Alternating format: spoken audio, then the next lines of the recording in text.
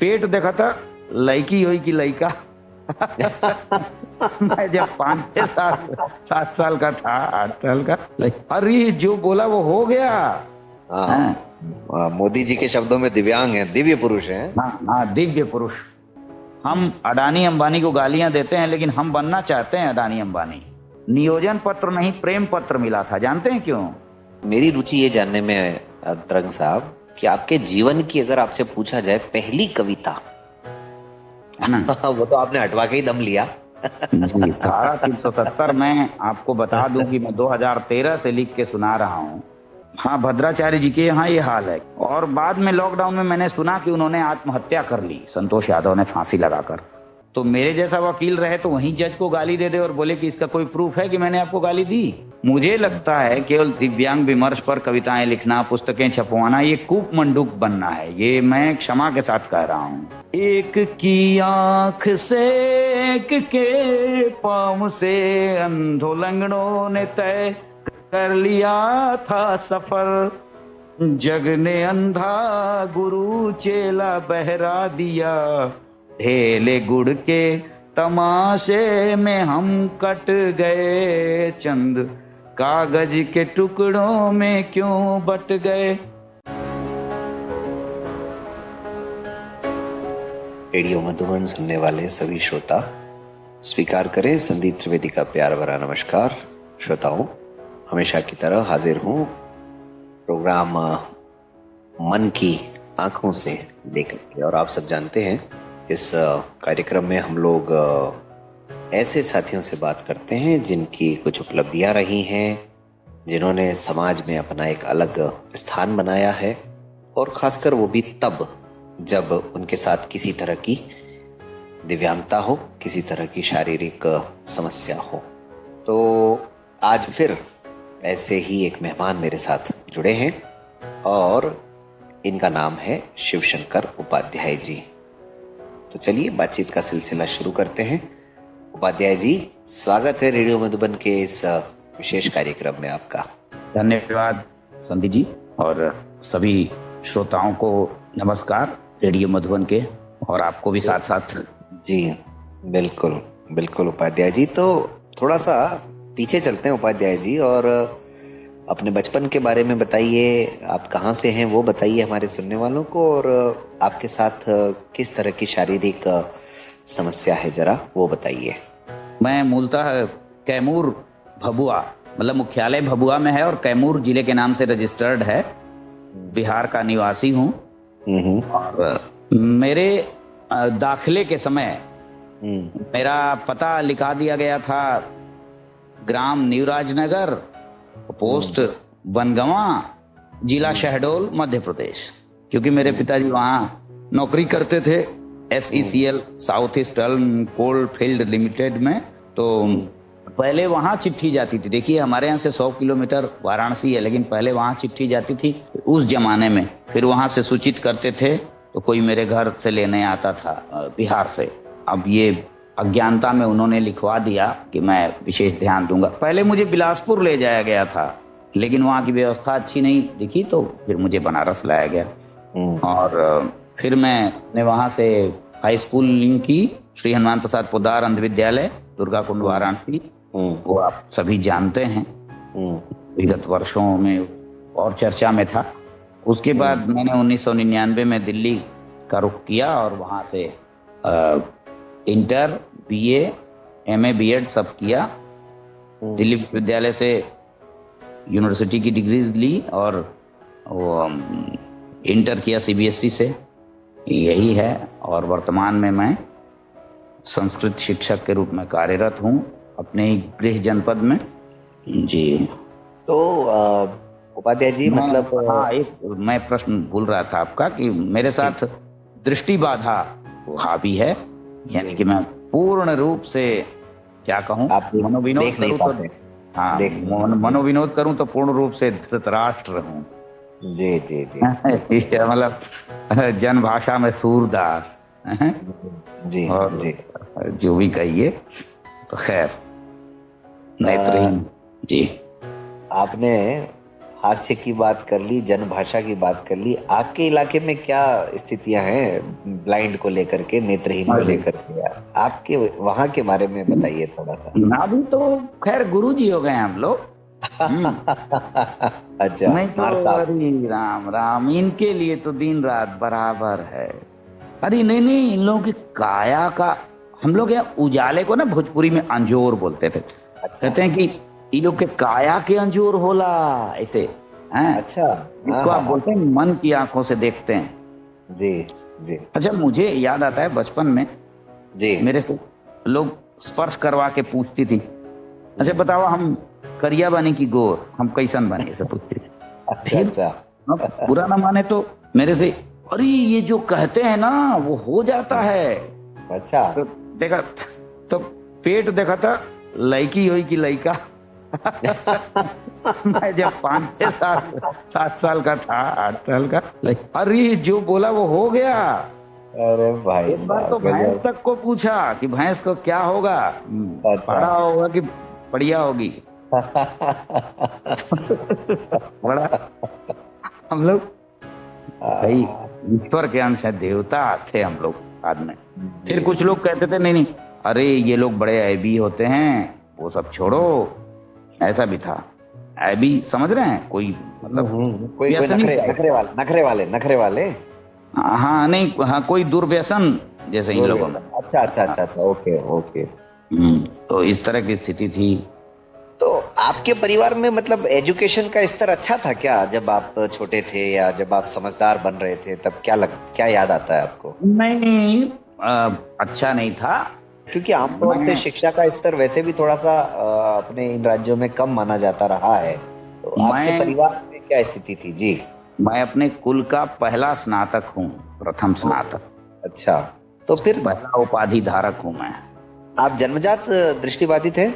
जी तो फिर जाहिर है ये केस भी पहला ही रहा होगा आपके परिवार में। हाँ, ये भी पहला है। तो मतलब घर वालों की क्या उस समय प्रतिक्रियाएं, अरे मुझे मतलब जो भी? मुझे जी तो एक पुनर्जन्म की कहानी भी लोग सुनाते थे कि अरे इन्हीं के जैसा एक हम लोगों के पूर्वज में पैदा हुआ था।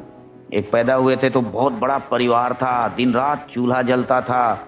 और एक बार हम लोगों के घर में चोरी हुई तो इन्होंने पकड़वा दिया उसको, मतलब जो पैदा हुए थे, मैं तो नहीं। इस तरह से देखिए, मेरे पिताजी मेरे जन्म से बहुत दुखी थे। वो ट्रेन में लोगों को भीख मांगते देखते थे तो बोलते थे कि अब मेरा बेटा किसके आगे हाथ फैलाएगा। और मेरे पिताजी को मतलब खूनी दस्त होने लगा था, अच्छा है ना। और मेरी माँ जब 11 दिन का मैं हो गया तो लोग ले गए वाराणसी आंख दिखाने। तो लौटते समय ट्रेन पे चढ़ना था तो नहीं चढ़ने दिए। उस समय जब गाड़ी चलने लगी तो उनको मारे एक थप्पड़, चढ़ चढ़ चढ़ चढ़। तो फिर पुलिस वाले ने रोका, मतलब आपा खो बैठे थे मेरे जन्म के बाद। हाँ, तो और मेरी माँ को एक सपना आया कि उनका बायां पांव गड्ढे में है मेरे जन्म से पूर्व। तो सचमुच मान लीजिए मेरा एक पांव गड्ढे में कभी कभी चला ही जाता है। एक और माता पिता और आपके अलावा परिवार में कौन कौन उपाध्याय जी रहे हैं? 3 भाई 2 बहन, मैं चौथे नंबर का हूँ, मुझसे छोटी एक बहन है। तो वर्तमान में अब जब आप सफल हैं, सक्षम हैं, परिवार के साथ किसी तरह का संपर्क है? जी, संपर्क तो है, कुछ विवादों के साथ ही सही, लेकिन संपर्क है। अच्छा, पूरी तरह से मतलब कह सकते हैं कि ऐसा नहीं है कि आपको अलग कर दिया गया है? नहीं नहीं, सुख दुख में तो याद करते ही। तो फिर उपाध्याय जी, जब ये सारी चीजें हो गई, मतलब नेत्रहीन हो गए, परिवार को पता भी चल गया, रोना धोना भी शुरू हो गया, जो कुछ होना था वो हो गया, उसके बाद में पहली बार ये कैसे शुरुआत हुई कि आप भी पढ़ सकते हैं? ये किसी ने तो बताया होगा परिवार को? पहले तो डॉक्टर ने ही बताया अच्छा। कि भाई इनको पत्थर की आंख अगर लगवा भी दे तो इससे इनके दिमाग पर दुष्प्रभाव पड़ेगा, वो आप मत करिए। और अब ये भगवान का बनाया ठीक नहीं हो सकता, कहीं इधर उधर पैसे मत बहाइएगा। और मैं आपको बता दूं कि केवल आंख का ढांचा है, बिल्कुल गड्ढा है, कुछ नहीं है। बहुत बहुत से लोग ऐसे होंगे, आंख खोल के उंगली तो सीधी चली जाएगी, कोई पुतली उतली खुदने का डर नहीं है। मतलब मुझे लगता है कि ना कॉर्निया होगा और ना वो क्या कहते हैं रेटिना, अब बाकी तो मैं विशेषज्ञ नहीं हूं। तो एक बांदा जिला के सूरदास जी थे, मैं उनका नाम नहीं जानता हूं, तो उन्हीं की भाषा में मैं बोल रहा हूं जो उस समय लोग उनको जानते थे, शुक्ला जी करके। मैं सूरदास नहीं कह रहा हूं, आप लोग क्षमा करेंगे जी। वो इसी नाम से जाने ही जाते थे। ठीक है। तो उनका प्रवचन हुआ वहीं शहडोल के राजनगर में, आजकल अनूपपुर जिले में है वो। तो ढक्कन खोल के घड़ी में समय बता दें, सब लोग घड़ी मिलाने लगे। अरे घड़ी देख लिया बाबा ने। कुछ लोग कहें कोई शक्ति है, कुछ लोग कहें कोई पद्धति है।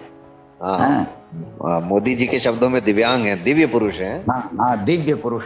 तो उसी समय हो गए थे, शब्द देने वाले भले कोई नहीं आए थे उस समय।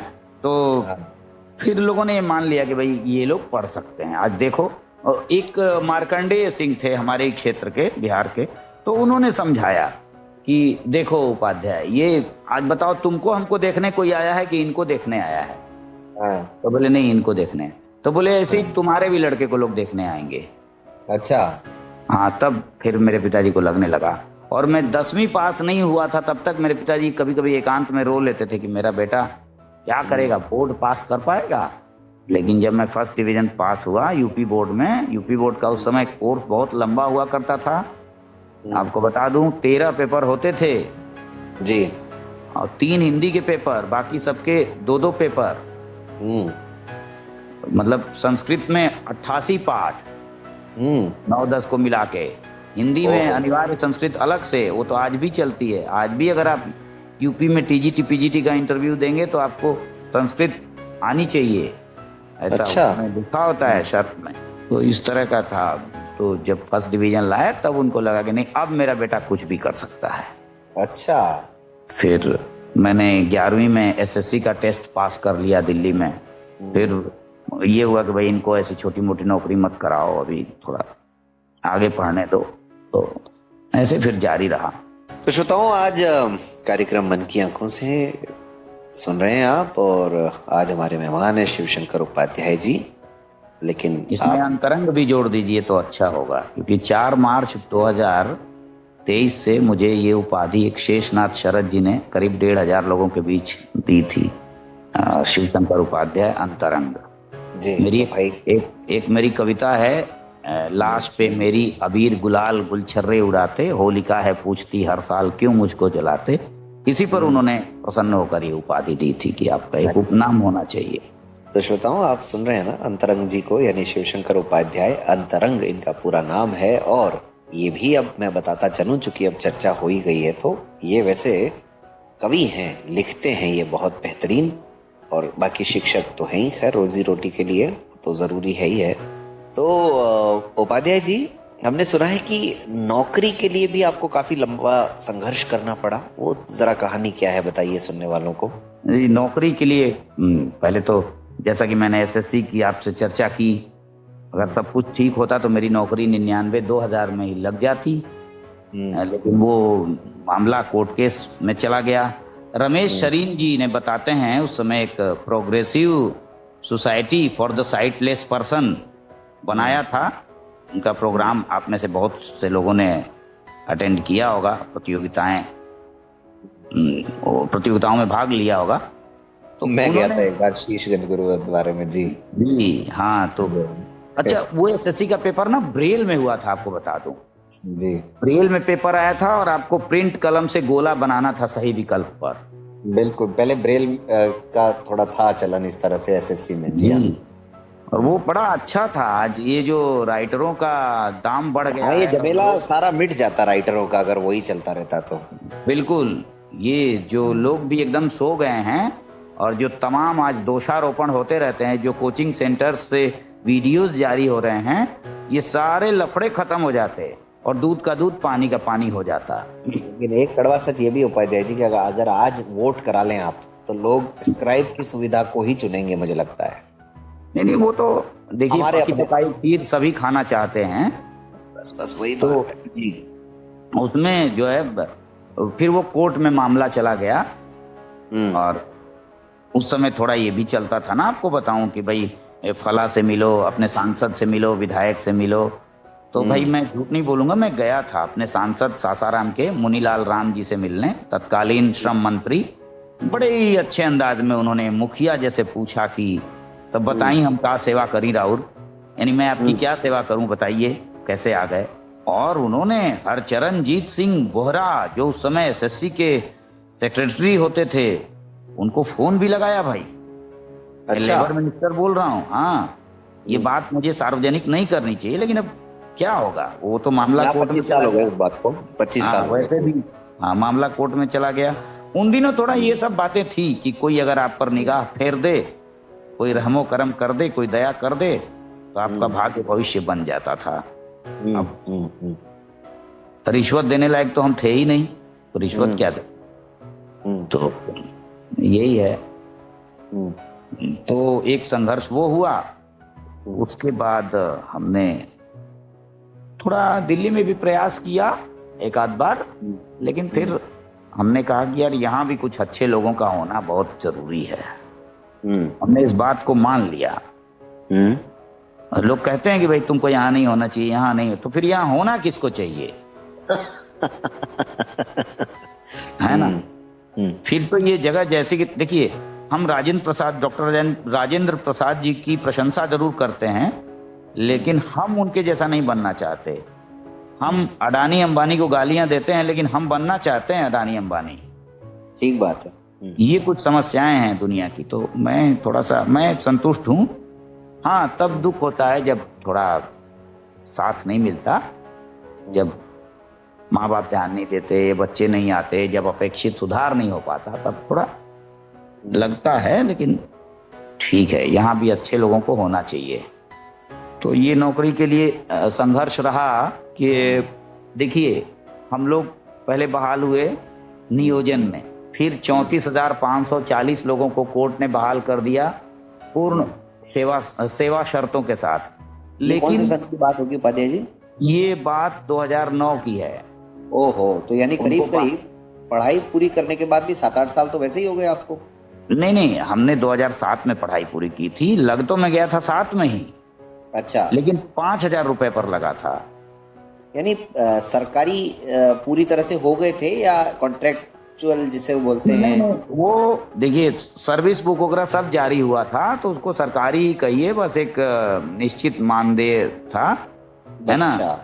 हाँ, 60 साल के लिए तो करार था ही, 3 साल पर 500 रुपए बढ़ाएंगे। अच्छा, मैं आपको एक और बात बता दूं जी, कि मुझे मतलब नियोजन पत्र नहीं, प्रेम पत्र मिला था। जानते हैं क्यों? क्योंकि वो 14 फरवरी को मिला था। अच्छा। सच बता रहा हूँ, ये एक संयोग है कि मेरा पहला जो प्रेम पत्र था या नियोजन पत्र था, वो 14 फरवरी को, पता नहीं क्या सूजी ब्लॉक को, है ना। तो वो इसलिए ताकि आप याद रखें जी। तो ये 34,540 लोग, देखिए, लालू जी ने 2004 में एक बहाली 3 में निकाली थी, मतलब दिसंबर 3 में।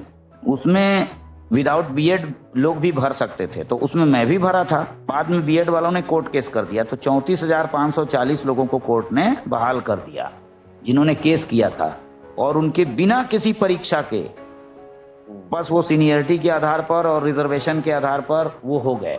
उसमें सरकार ने एक शर्त लगा दी कि जिनका 23 जनवरी 2006 तक बीएड हो चुका है उनका मान्य होगा। मेरा जून में था, नहीं तो मैं फुल पेमेंट पर हो जाता।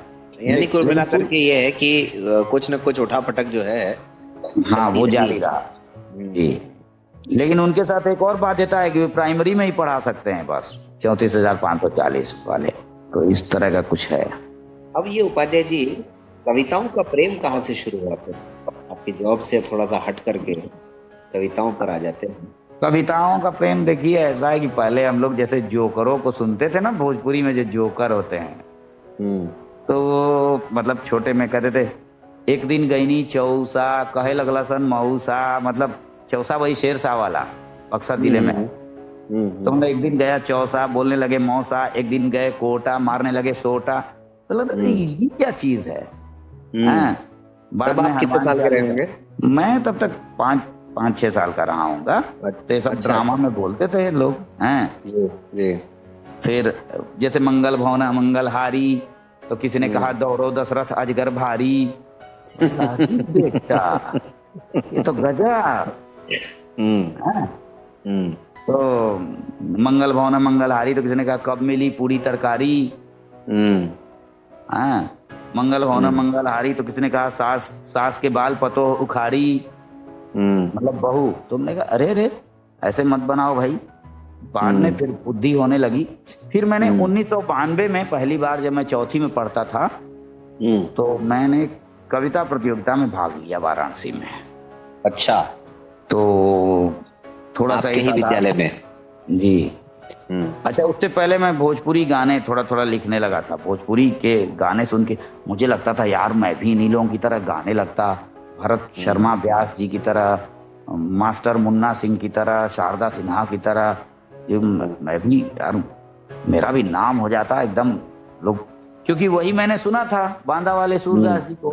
तो मेरे उस समय के तो आदर्श वही थे। एक बात बता, और ये गायक लगता था कि वाह, उस जमाने में ये ऐप नहीं थे, यूट्यूब ये लिंक वगैरह कुछ, मतलब आप जानते ही हैं, बस फोन था तार वाला।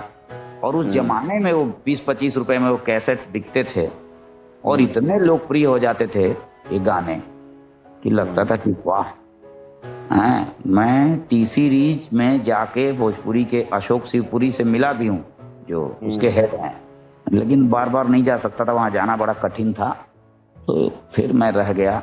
चौथी क्लास में आपने भाग लिया कविता हाँ, प्रतियोगिता? चौथी क्लास में भाग लिया।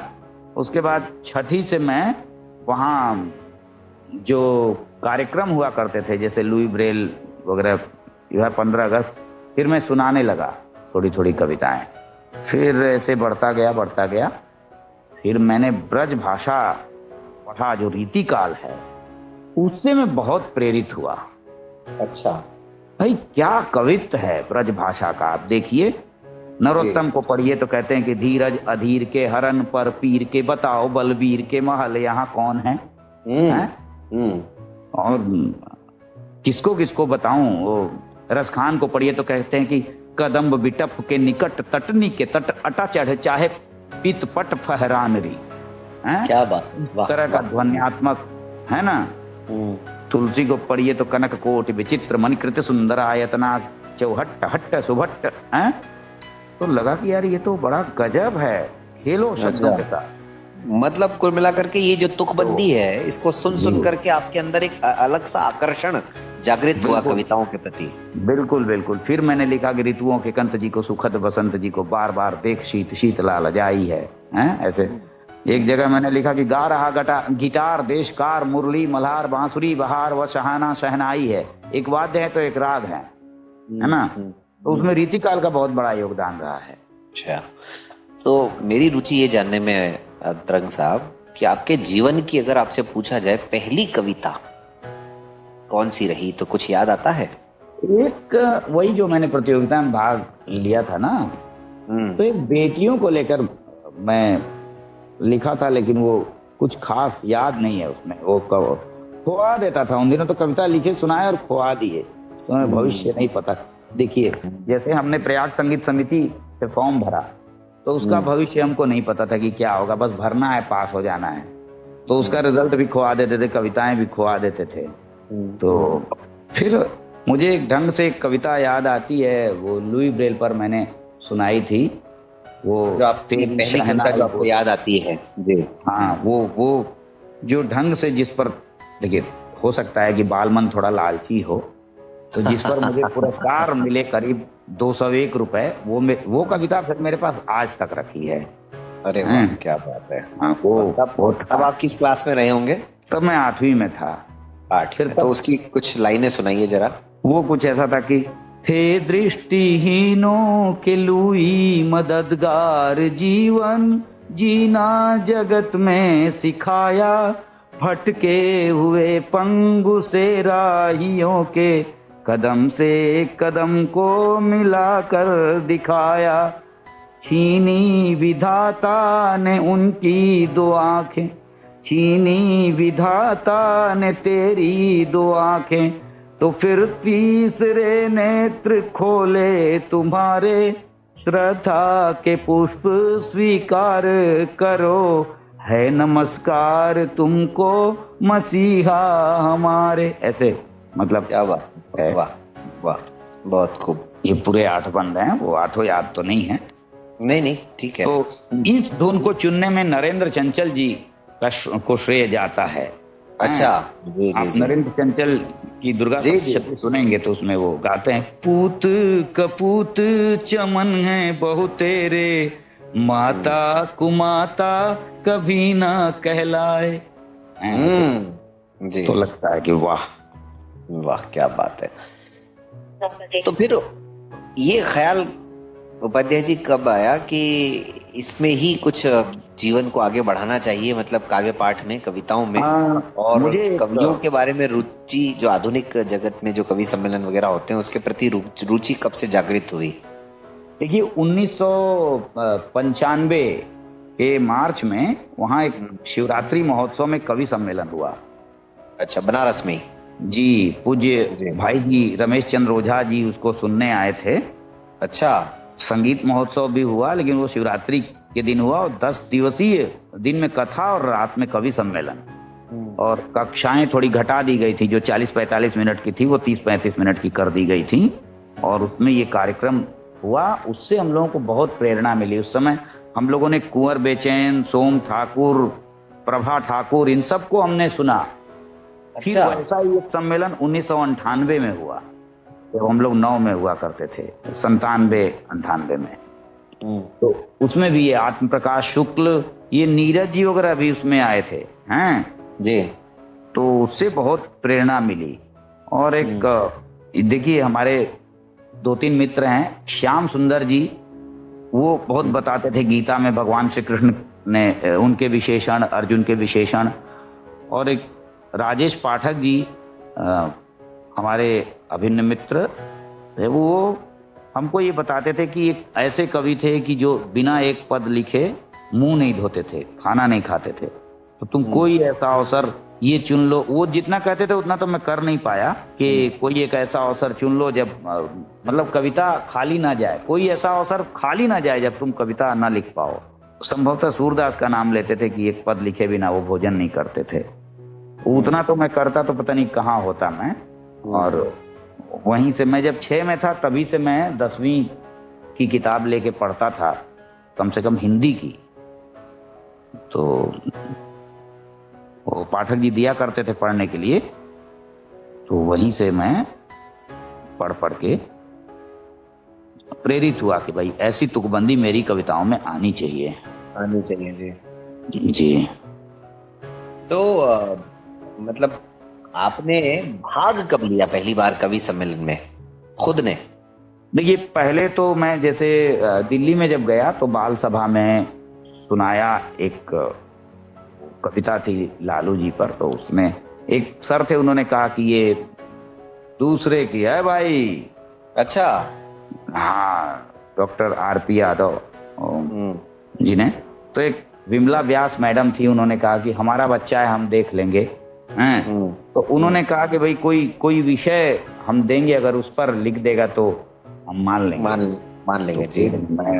फिर मैंने कुछ ऐसा भी सुनाया था, मैंने ऐसा कुछ लिखा था उनको कि खेद है कि गद्य और पद्य का ना भेद पता, कविता को सविता के ताप से बचाइए। तो फिर लोगों ने माना कि ये तो बड़ा करारा व्यंग्य है कि ऐसे लोग कह रहे हैं जिनको गद्य और पद्य का भेद पता नहीं है, क्योंकि वो अंग्रेजी के शिक्षक थे।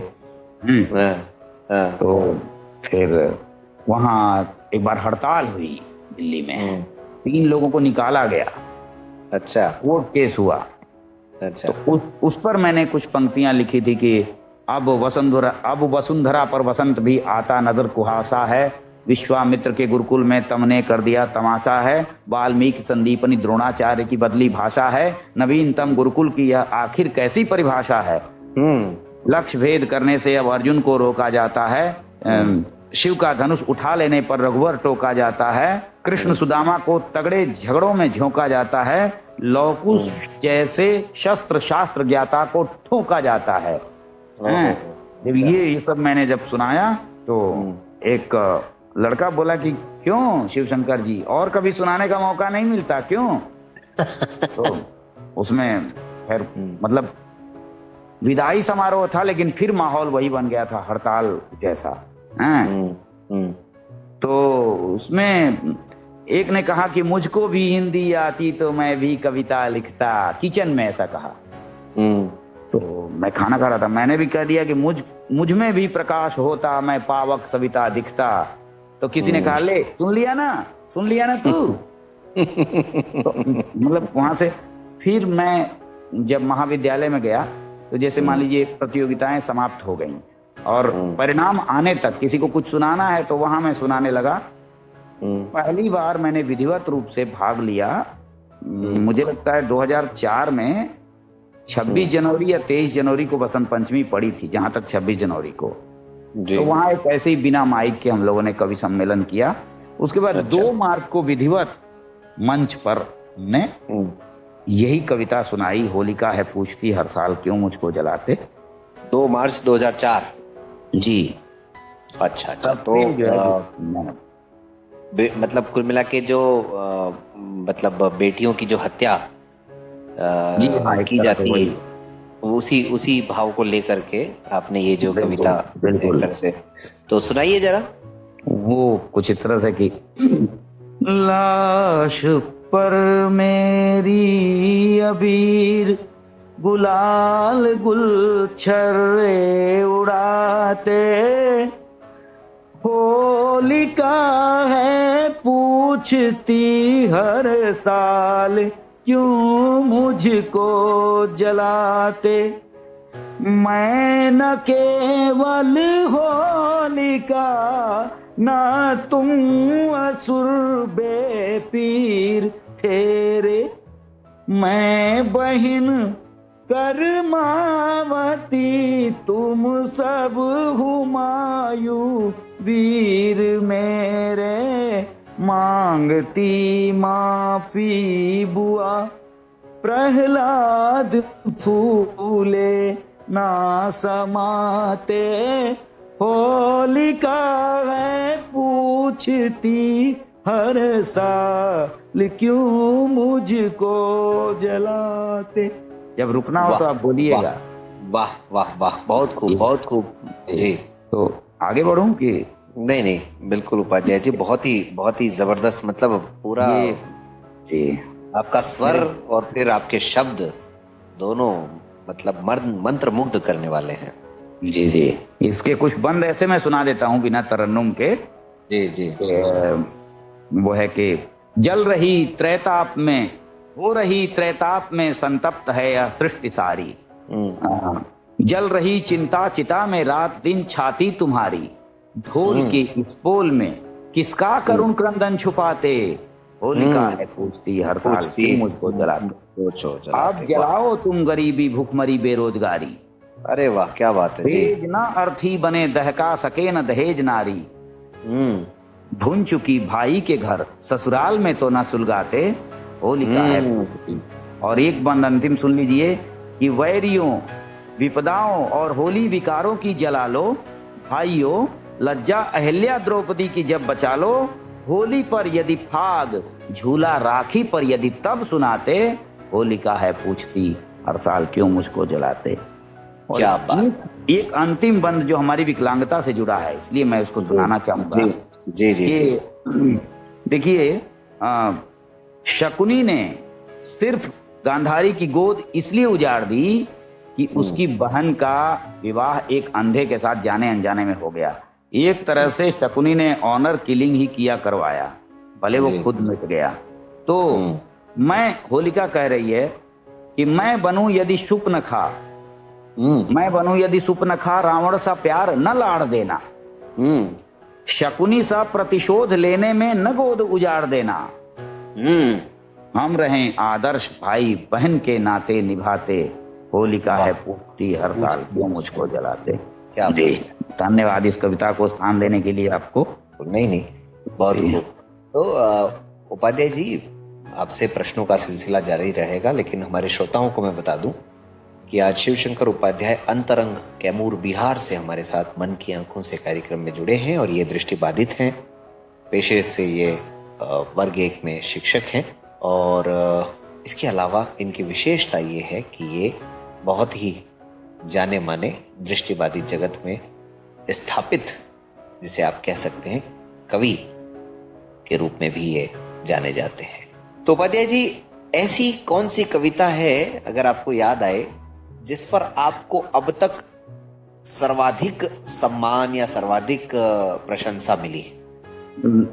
एक तो यही है, दूसरी सर्वाधिक तो धारा 370 है ना। वो तो आपने हटवा के ही दम लिया। जी, धारा 370 मैं आपको बता दूं कि मैं 2013 से लिख के सुना रहा हूं और दिनकर सम्मान समारोह में हरिओम पवार जी को भी सुनाने का सौभाग्य प्राप्त हुआ है 2013। अच्छा, तो उनकी क्या प्रतिक्रिया रही इसको सुनने के बाद? उनकी प्रतिक्रिया रही कि ये बच्चा जो भी कविता सुना गया जी, उन्होंने भी फिर इस पर अपनी कश्मीर वाली कविता सुनाई और उन्होंने फिर ये सुनाया कि इस कविता के लिए मैं एक और कविता सुना रहा हूं इसकी प्रतिक्रिया स्वरूप कि जैसा हिंदुस्तान दिखा है वैसा मुझ में कहाँ लिखा है, मैं भारत का संविधान हूँ, लाल किले से बोल रहा हूँ। बिल्कुल बिल्कुल। कविता उन्होंने सुनाई, तो अपनी कविता के बीच में जिक्र किया था उन्होंने मेरा। अच्छा, बहुत खूब। मतलब ये धारा 370 वाली जो कविता थी, इस पर आपको सर्वाधिक ऐसा लगता है कि प्रशंसा मिली, मतलब देश भर में? जी हाँ, धारा हटते ही मेरे पास लोगों के फोन आने लगे कि आपको बधाई हो, लेकिन एक बात का दुख है कि आपकी एक कविता शहीद भी हो गई। मैंने कहा वो तो बनी थी शहीद। अच्छा कविता दर्ज हो गई इतिहास में। अच्छा, तो ये धारा 370 जब हटी 5 अगस्त 2019 को, अगर मैं सही हूं तो उसके बाद में इसके हटने पर भी क्या कुछ आपने लिखा तो संदीप जी, लेकिन वो भी थोड़ा इधर उधर रखा गया। दरअसल हम लोग के साथ क्या है कि हम लोग एक वैसे कॉपी थोड़ा कम ही बना पाते हैं, तो कुछ बंद इधर उधर उसके हो गए। मैंने कुछ लिखा था कि संविधान कब्रगाह में दफन हो गई धारा 370 है, ऐसा कुछ लिखा था मैंने। ऐसा कुछ लिखा था आपने, मतलब कोशिश तो की थी कि इसके प्रति उत्तर में भी कुछ किया जाए। जी जी, है प्रतिक्रिया स्वरूप। जी। तो फिर जी, जैसे दृष्टिबाधित साथी ब्रेल लिपि का इस्तेमाल करते हैं, तो क्या आप ज्यादा इस्तेमाल नहीं करते हैं ब्रेल लिपि का? नहीं, ब्रेल का ही करता हूँ। वो जैसे पेज को ना पिन अप करके ऐसा, अच्छा, उसको संभालने में कहीं मिस्टेक हो गई, कहीं इधर उधर हो गया, वो संभालने में किसी झोले में, बैग में। एक तो किराए के मकान में रहते हैं, कभी यहाँ कभी वहाँ, तो इस चक्कर में भी कुछ गड़बड़ हो गया, कहीं रखा गई। तो उपाध्याय जी, इसके अलावा और मतलब किस किस तरीके से आपने संघर्ष किया है, और खासकर कौन सी ऐसी बात जो आपको मतलब लगती है जिसने आपको सर्वाधिक परेशान किया हो? देखिए, मुझे जो सर्वाधिक परेशानी है वो अपने विद्यालय के बंद होने से है। और मैं आपको बता दूं कि अगर हम लोगों ने स्वयं से कुछ नहीं किया भविष्य में, तो वो दिन मुझे लगता है दूर नहीं है जब हम जहां से चले थे वहां आ जाएंगे। क्योंकि ऐप ठीक है, ऐप के भरोसे हम जिएंगे, लेकिन जो पढ़े लिखे हैं वही जिएंगे ना, जो वहां तक नहीं पहुंच पाएंगे वो। देखिए, जो श्रीमान प्रसाद पोद्दार बंद हो गया, उसका कारण क्या था? उसका प्रबंधन सामान्य लोगों के हाथ में है। मैं श्रोताओं आप सबको बता दूं कि उपाध्याय जी बनारस में एक अंध विद्यालय हुआ करता था, उसका जिक्र कर रहे हैं। जी, अभी 19 तारीख को एक घटना हुई जी, राम भद्राचार्य जी के छात्रावास, कोचर छात्रावास में एक दया सागर कुशवाहा 2 मंजिल से गिरकर घायल हो गया। अच्छा। आधे घंटे तक उसको कोई छूने नहीं गया, जब तक सरकारी एम्बुलेंस नहीं आ गई। उससे लोग ये पूछते रहे कि तुम क्या हो, दया सागर शुक्ला हो कि कुशवाहा हो, कि मतलब किस जाति के हो। ओहो हो। और वो घायल कराता रहा, हाथ पैर उसके एक एक टूट गए हैं। जबकि गुरुजी भद्राचार्य जी के वहां ये हाल है। हाँ, भद्राचार्य जी के यहाँ ये हाल है, क्योंकि उसका प्रबंधन, भद्राचार्य जी तो मोहरे हैं, मुझे ऐसा नहीं बोलना चाहिए, जगत गुरु मोहरे हैं, उनकी पहुंच बहुत ऊपर तक है, लेकिन थोड़े से उन पर भी जातिवादी होने का आरोप लगता है, और उनके लोग तो मतलब हैं ही। तो ये मैं सोचता हूँ कि कुछ ऐसे लोग, जैसे मैंने एक जमीन खरीदी है, आपको बता दूं, और मेरी अंतिम इच्छा ये है कि वो लगभग 28 डिसमिल जमीन है, उसमें कोई सार्वजनिक संस्थान खुले। और वैसे मैंने हौज खास में एक सुना है कि एक संस्थान खुला है, उसमें आप जैसी व्यवस्था लेना चाहेंगे मिलेगी, लेकिन वो उसके लिए है जो अंशदान कर सकता है। मैं थोड़ा उनके लिए भी काम करना चाहता था जो कुछ नहीं दे सकते। मैं राजनंद गांव में एक संतोष यादव के घर गया था। ध्यान दीजिएगा, संतोष यादव दो हैं, एक गाजीपुर का संतोष यादव हैं जो राजनंद गांव में हैं, हमारे मित्र हैं, और रमला यादव उनकी पत्नी है, प्राइमरी टीचर हैं। उनकी बात मैं नहीं कर रहा हूं। एक संतोष यादव जिनको अटल आवास मिला था, एक ही कमरे में वो रहते थे। जब मुझे लघुशंका जाना होता था तो वो अपनी माँ को बोलते थे कि माँ थोड़ा बाहर चली जाओ, पंडित जी लघुशंका जाएंगे। मैंने जेठ की दोपहरी वहां बिताई एक दिन, और बाद में लॉकडाउन में मैंने सुना कि उन्होंने आत्महत्या कर ली, संतोष यादव ने फांसी लगाकर। तो मेरे जीवन की अंतिम इच्छा है कि मैं सोचता हूँ कोई भी दृष्टिबाधित आत्महत्या करने से पहले एक बार मुझे याद करे, मेरे संस्थान को याद करे, और वहां आसरा पहले तो ना करे, वहां आसरा ना मिले, तब मैं कुछ कहूंगा नहीं कि वो करे कि ना करे, क्योंकि करे कहूंगा तो उकसाने का आरोप लगेगा, और ना करे कहूंगा तो फिर उसका जिम्मा कौन लेगा। कोई भी व्यक्ति ऐसा कोई गलत कदम ना उठाए, आपकी ये एक हार्दिक इच्छा है जी। तो मैं आपका मन है कि आप इस क्षेत्र में काम करें जब तक जिए तब तक। जी, अब आवाज आ रही है जी उपाध्याय। हाँ, तो मैं ये कह रहा था संदीप जी कि उस जमीन के लिए मैंने बैंक, LIC सबसे लोन लिया है, अपने कुछ मित्रों से कर्ज भी लिया है ना। ये जिस दिन मैं कर लूंगा उस दिन मैं सफल हो जाऊंगा। मैं चाहता हूं कि एक दृष्टिबाधित आधुनिक व्यवस्था से तो जुड़े ही, एक किन्नर अखाड़े की तरह उनका भी एक अखाड़ा हो, एक आश्रम हो, मतलब एक आधुनिक और प्राचीन का समन्वय। तो किस क्षेत्र में देखी आपने ये जगह, किस इलाके में, कहाँ पर? मैंने छत्तीसगढ़ में जगह देखी है। वो मैं कुछ ऐसे लोगों को खोज रहा हूँ जो घर फूके अपना चले हमारे साथ है ना जी। तो छत्तीसगढ़ में क्या है कि थोड़ा वहाँ समाज सेवी लोग मिल जाते हैं, ऐसा मुझे लगता है। आसानी से प्रशासन भी बात सुन लेता है और व्यापारी वर्ग भी बात सुन लेता है। और इसके अलावा उपाध्याय जी किस किस तरीके से आप दृष्टिबाधित समाज की उन्नति में अपना योगदान दे रहे हैं? देखिए, मैं ये समझिए कि एक छोटा सा NGO है, हालांकि अभी वो अर्थहीन है, लेकिन मैं चाहता हूं कि उसके माध्यम से या उससे भी कोई सशक्त माध्यम हो। तो एक संगठन है progressive federation of the visually challenged, उसके लिए मैंने बिहार के जो दिव्यांग राज्यकर्मी हैं उनके लिए 10 छुट्टियां, उसके लिए मैंने मतलब बाई हैंड जाके एप्लीकेशन दिया, मेल भी किया, और परिवहन भत्ते के लिए जो दिव्यांग राज्यकर्मियों को अतिरिक्त मिलते हैं 1200 रुपए प्लस 53% DA उस पर, जो कि परिवर्तित होता रहेगा, तो कुल मिला के 1836 रुपए। लेकिन लेटर निकल जाने के बाद भी अभी वो लागू नहीं हो पाया है। हालांकि उसमें राष्ट्रीय दृष्टिबाधित संघ का बहुत योगदान है। अर्जुन सिंह जी छपरा से पटना 1.5-2 घंटे में पहुंच जाते हैं। उन्होंने लेटर तो निकलवा दिया है, लेकिन अभी DPO लोग मान नहीं रहे हैं, तो उनसे मिल के वो काम करवाना होगा।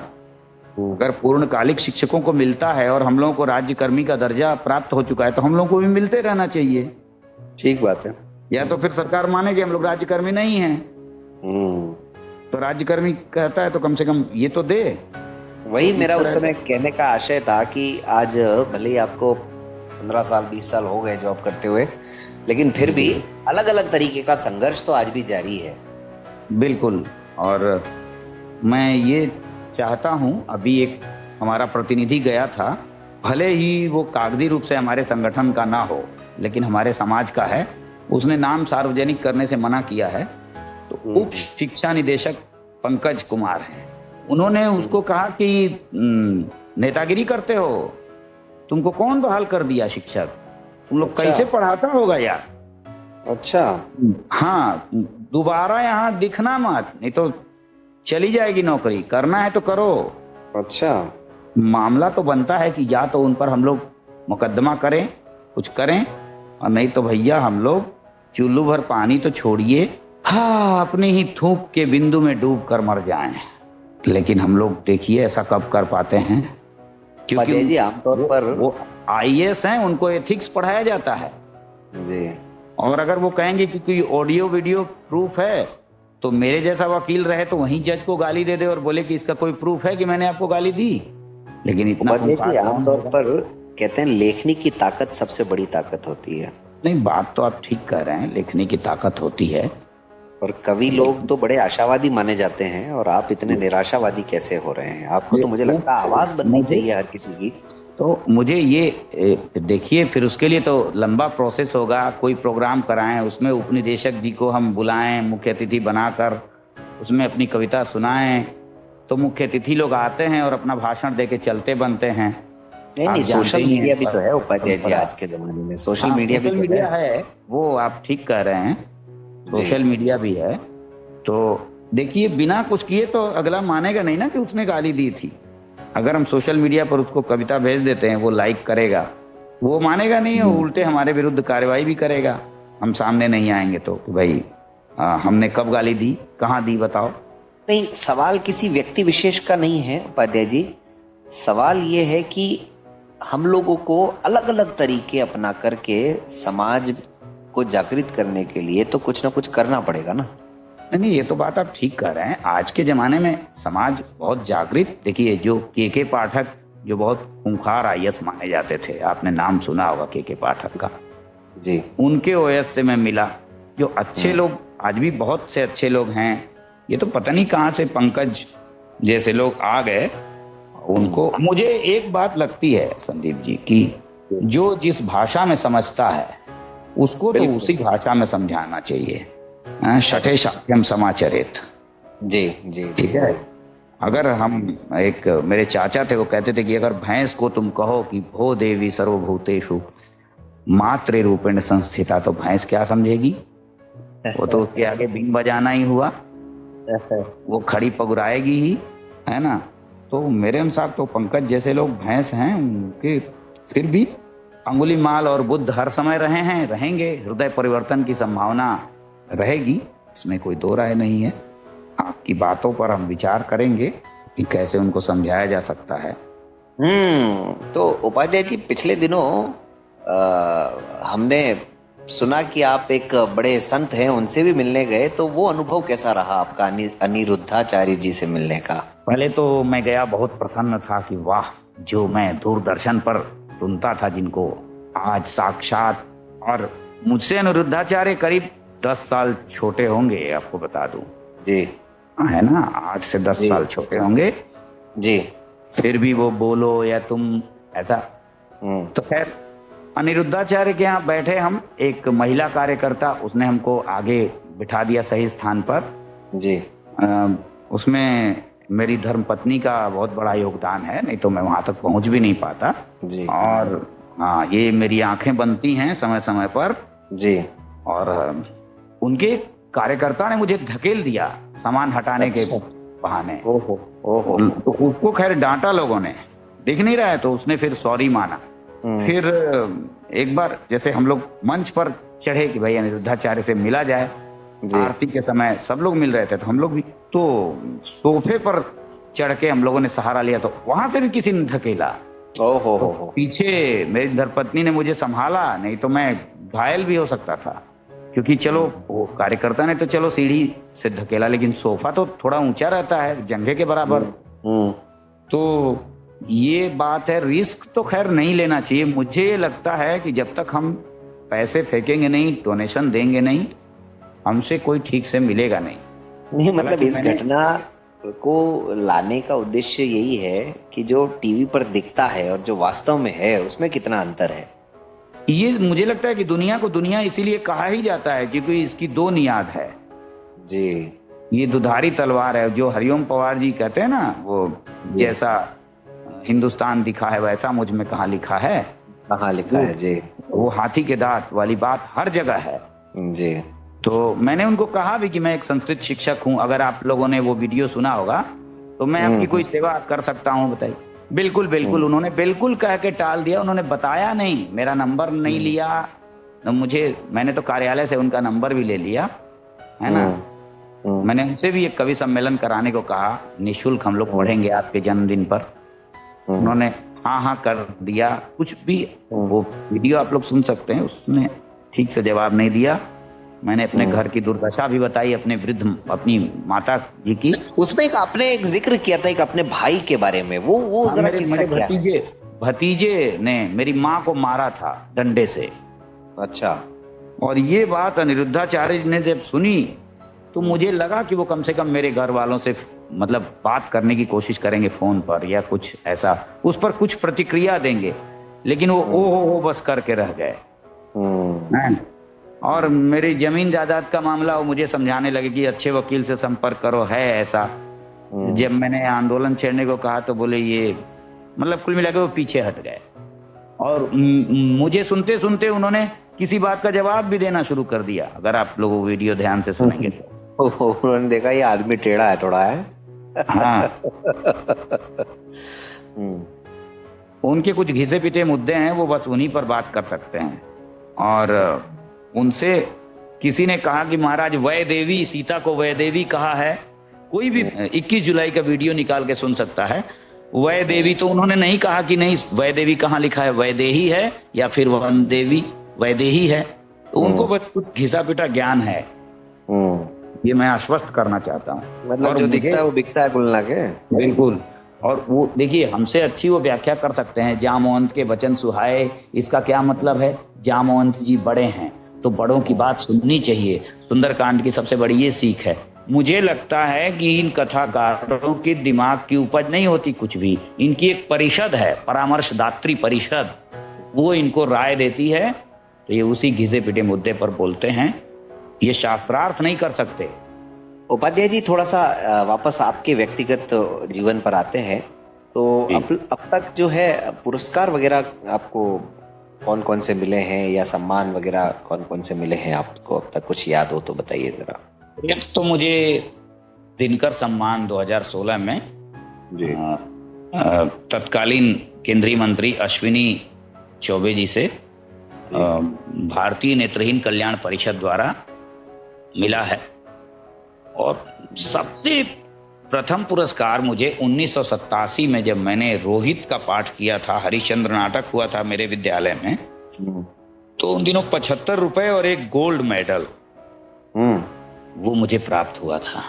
अच्छा। और बाकी तो ये अंतरंग का सम्मान, इसमें मुझे एक मुंडेश्वरी माता की फोटो मिली। मुंडेश्वरी हमारे कैमूर की पहाड़ पर हैं देवी। यहाँ चंडमुंड ऐतिहासिक कबीलों के सरदार थे, जिनको आप असुर कहते हैं, वो हमारे यहाँ के कबीलाई सरदार हुआ करते थे। हमारे यहाँ दो जातियां होती थी, चेरो खरवार। तो चेरो खरवार, जिसको मतलब खरवार आजकल कहार लोग लिखने लगे हैं जी, हमारे बिहार में उसको कमकर बोलते हैं। तो उनकी जातियां होती थी। तो चंडमुंड जो है वो राजा होते थे उस समय, तो उनकी देवी है मुंडेश्वरी और चंडेश्वरी। तो उनकी एक फोटो मुझे मिली है और ये सब कुछ है। बाकी स्मृति चिन्ह वगैरह तो जानते ही हैं, वो तो आए दिन आपको भी मिलते रहते हैं। तो उपाध्याय जी जो है कविताएं लिखने के साथ साथ बहुत सारे कवियों को भी सुना होगा आपने। आप सबसे ज्यादा किन से प्रभावित रहे हैं? मैं देखिए, ये तो कहना किसी के साथ अन्याय होगा, लेकिन हाँ, हरिओम पवार जी को जब भी सुनिए तो एक बार खुजली तो मचने ही लगती है मन में और कुछ उथल पुथल होने लगती है। मैं पढ़ने में दिनकर जी से प्रभावित हूँ और सुनने में हरिओम पवार जी से प्रभावित हूँ। बाकी तो बस सभी अच्छे लगते हैं। मुझे एक छुट्टन खां साहिल जी की होली बहुत अच्छी लगी, जो मैंने ताल कटोरा स्टेडियम में सुनी थी। अच्छा। याद है एक आध लाइन? हाँ, कुछ ऐसे उन्होंने लिखा था कि फागण के दिन आए सुहाने, कर कोई तदवीर, वीर मोए चूनरिया रंगवाए दे, रंगवाए दे, रंगवाए दे। छपे मैथिली शरण गुप्त को, भरत भारती और साकेत हैं, पूरा नहीं याद है। जग को सच की राह बतावे,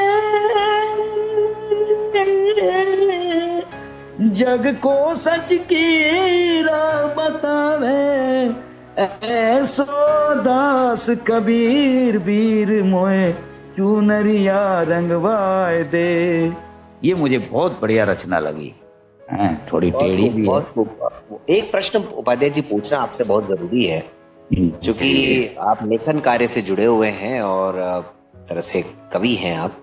दृष्टिबाधित जगत में क्या लगता है आपको कि क्या स्थिति है कवियों की, कितनी गहराई है और आप क्या भविष्य देखते हैं? नहीं, दृष्टिबाधित कवि हैं तो बहुत गहरे जी। मनोज बाजपेयी जी हैं, डॉक्टर दयाल सिंह पवार जी हैं। दयाल सिंह पवार जी की तो कुछ कविताएं चलती भी हैं पाठ्यक्रम में, जैसा कि मैंने सुना है, लेकिन कहीं पढ़ा या पढ़ाया नहीं है, मैंने सुना है। लेकिन जैसे स्वदेशी जी हैं, आप भी हैं, स्थापित कवि हैं, नवोदित ही सही, आधुनिक, तो भविष्य उज्जवल है। ऐसे अनेक, नहीं, मेरा मतलब है कि इस क्षेत्र में लोग आगे आ रहे हैं या बहुत ज्यादा आ रहे हैं, लेकिन एक बात है जी, जब तक हमारे ऊपर ये दिव्यांगता का लेबल लगा रहेगा जी, ये हमारे ऊपर ग्रहण की तरह बाधा है। श्रोता ही नहीं मिलते हमको, हमारे ही लोग। आपको नहीं लगता कि हमारे लोगों के समावेशी कार्यक्रम ज्यादा होने चाहिए, मतलब समाज विशेष की जगह होने चाहिए? मैंने ये बात खंडवा में कही थी, समावेशी कार्यक्रम ही होने चाहिए, क्योंकि इसमें हम लोगों के साथ भेदभाव भी होता है। अच्छा, समावेश ये कि शायद समाज विशेष के कार्यक्रम ज्यादा होते हैं जी, लेकिन अच्छा, समावेशी कार्यक्रम भी अगर हम लोग कराते हैं तो, चूंकि हमारी संस्थाएं कराती हैं तो भेदभाव करती हैं। वो जानती हैं कि इनको कंसेशन मिलता है फेयर में, तो हमको कम देती हैं और सामान्य को अधिक देती हैं। जब तो और सामान्य लोग कराते हैं तो वो भेदभाव कम चांस होता है, समावेशी कार्यक्रम में कम। वो इस बारे में सोचते ही नहीं है कि भाई किसको कंसेशन है, किसको क्या है। बिल्कुल, तो वो फिर समान देते हैं सबको। तो कार्यक्रम होने चाहिए और रचनाएं भी। एक बात और है, हम भी अब एक ढर्रे पे चल पड़े हैं कि दलित विमर्श की तरह केवल दिव्यांग विमर्श पर कविताएं लिखी जाएं। मुझे लगता है केवल दिव्यांग विमर्श पर कविताएं लिखना, पुस्तकें छपवाना, ये कूप मंडूक बनना है। ये मैं क्षमा के साथ कह रहा हूं। अगर भाई किसी को बुरा लगे तो मुझे अपने विचार तो व्यक्त करने की स्वतंत्रता है ना जी। तो कूप मंडूक वो पढ़ेगा कौन? दिव्यांग लोग ही पढ़ेंगे जी। तो मुझे लगता है कि बीच बीच में ऐसे मुद्दे उठाते रहो, जैसे मैंने होलिका में उठाया, जैसे मैंने एक कविता है चंद कागज के टुकड़ों में क्यों बट गए, इसमें मैंने एक बंद लिखा था, आपको सुना देता हूं जी। एक की आंख से एक के पांव से अंधो लंगड़ों ने तय कर लिया था सफर, जग ने अंधा गुरु चेला बहरा दिया, ढेले गुड़ के तमाशे में हम कट गए, चंद कागज के टुकड़ों में क्यों बट गए। अंधे लंगड़ों पर कोई कहावत नहीं बनी, लेकिन अंधे बहरे पर बन गई। अंधा गुरु बहरा चेला मांगे गुड़ धराए ढेला, राम लगाए जोड़ी एक अंधा एक कोढ़ी। लेकिन अंधे लंगड़े पर बनाओ ना भाई, क्योंकि वो सफल हुए तो उन पर कहावत। तो हम कविताओं के बीच बीच में अपनी बात कहते रहें, उससे हम, मुझे लगता है कि अधिक लोगों तक बात पहुंचा पाएंगे। कुल मिला के साहित्य भी जो है ना वो मतलब कहीं ना कहीं भेदभाव पूर्ण रहा है। खैर, बिल्कुल।